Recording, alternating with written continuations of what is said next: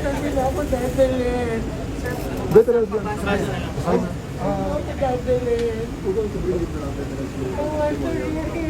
Where is it? Considering that as requested, Attorney Zoraida Lopez has been examined by the physicians and cleared in the St. Luke's Medical Center, Quezon City. You are directed to transfer Attorney Lopez to the Veterans Memorial Medical Center, Quezon City. Sino kasama ko doon? Ma'am, si VP, and anybody of your choice. May text tayo galing kay SILG Rimulya. Ma'am, ang sabi ni SILG Rimulya, yan din ang sabi niyo, tapos kinuha niyo ako kanina, dadalhin niyo ako sa correctional. hindi ma'am, tapos na yun. Totoo. To General Nick Torre from SILG John Vic Rimulya, transfer of Attorney Zoraida Lopez to Veterans Memorial Center. Dear General Torre, as verbally agreed upon, the transfer of Attorney Lopez to the Veterans Memorial Hospital shall be complied with respect to the House directive to transfer her. Please accord all security measures necessary to ensure her safety. Furthermore, please allow the untethered access of her personal physicians during her confinement.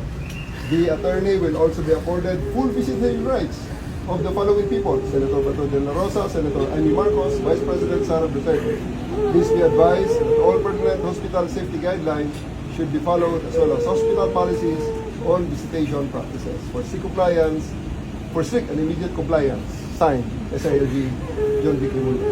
Ma'am, assurance yun. I don't need your assurance anymore. That's what they told me in the house. I know where it brought me.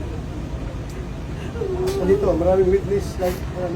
Dito naman sasakay ka naman sa sasakyan ni Pumayag VP. sila sa media, pumayag sila kay Senator Bato. Ma'am, sasakay po Pumayag kayo. sila sa akin. Sasakay po kayo sa sasakyan ni VP. Kasama niyo po si VP sa sasakyan. She will be transporting you to Veterans Memorial Center. Pumayag sila. Hindi ka naman iiwanan ni VP, ma'am. Sure yan, Nick, di ba? Yes, sir. Promise. Of course, sir. Nandiyan naman si VP. They are just in one car. Okay, ma'am?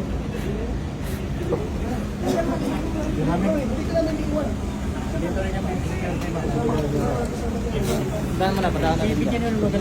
Padaan na, padaan na.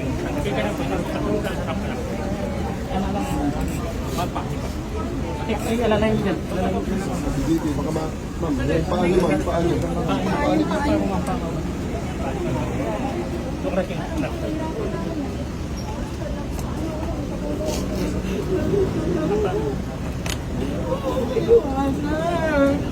Dito kami sa likod mo, ma. Huwag kang mag-alala.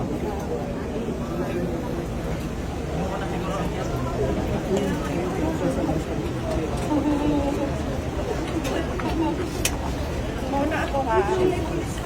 Next. Nicole. Salamat eh.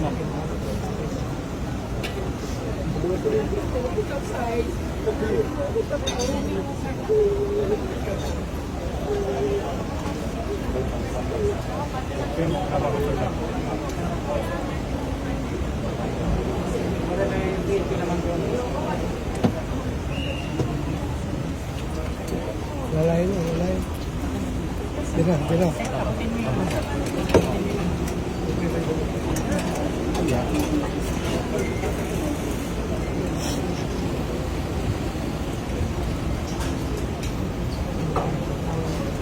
Abangin nyo, guys.